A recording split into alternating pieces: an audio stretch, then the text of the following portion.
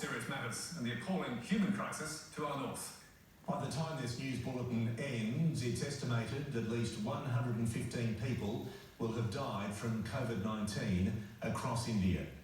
The heartbreaking pictures out of India over the last few days make the COVID-19 pandemic look like an old-fashioned plague. Patients gasping for air as oxygen supplies run out, desperate victims turned away from hospitals, mass cremations, and cases and deaths setting new records every day. Over the weekend, more than 400,000 cases in 24 hours. On Sunday, its deadliest day yet, 3,689 lives lost. Most Australian outlets are covering this crisis from afar, relying on news wires and interviews with Australians stranded in India, angry that they've been abandoned and their return home criminalised. From Delhi, Emily McBurney dropped this bomb on Today. You know, Scott Morrison had a lot of time in a lull time to get Aussies home, and that didn't happen by Christmas. And now they're going to be coming home as ashes or in a body bag. Well, it's sobering, isn't it? For those on the ground, the reporting challenges are immense, not least from the threat to their own health and safety. As New York Times correspondent Jeffrey Gettleman wrote last week, I'm sitting in my apartment waiting to catch the disease. That's what it feels like right now in New Delhi, with the world's worst coronavirus crisis advancing around us. It is out there, I'm in here, and I feel like it's only a matter of time before I too get sick. The ABC is the only Australian newsroom with a journalist, James Oaten, based there, and he's been filing for TV and radio around the clock, trying to gauge the true scale of the pandemic, which is even worse than we're being told. There's many factors contributing to the underreporting. Crematorium workers and ambulance drivers say people are dying from COVID, but they're not being tested, so they're not included. Health experts say too often people are being recorded as dying from other illnesses instead of COVID, defying World Health Organization protocols.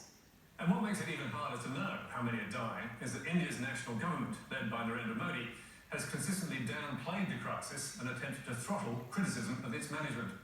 As investigative reporter Rana Ayub told Channel 4, the government is hell-bent on hiding the real numbers. My conversations with health officials have revealed, and of course various reports that have come forth, that the death figures in India are at least 10 times higher than what is being revealed to us right now.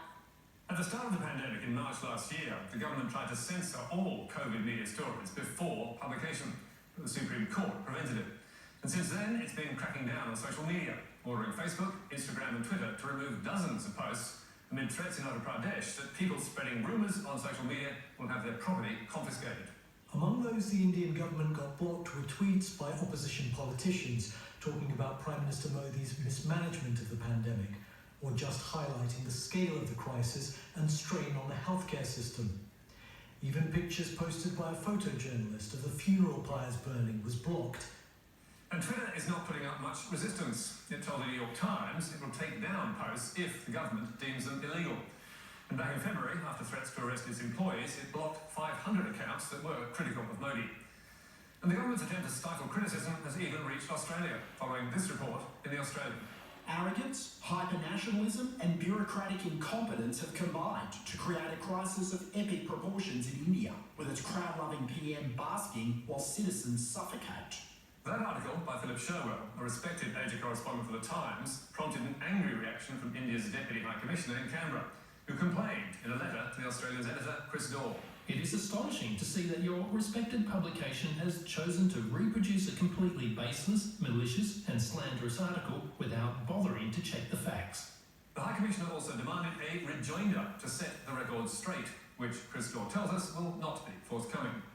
It is all quite bizarre, as Bloomberg's Asia correspondent Ian Marlow observed.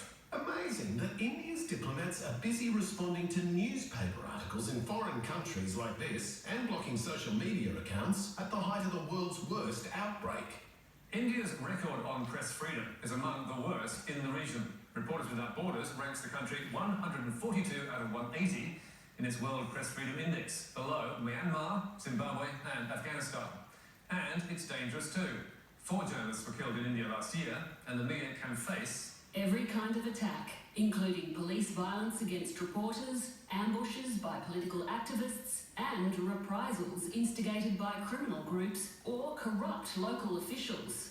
And while the Indian media market is vast and vibrant, the government has many of them over a barrel because they depend on government advertising.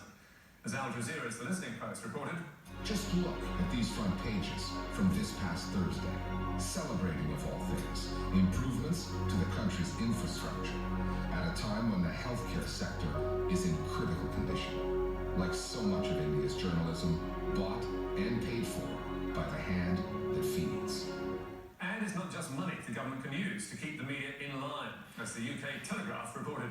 It is an open secret that the majority of newspapers are under pressure to hire editors supportive of the ruling party, while a succession of opposition journalists have faced trumped-up criminal charges.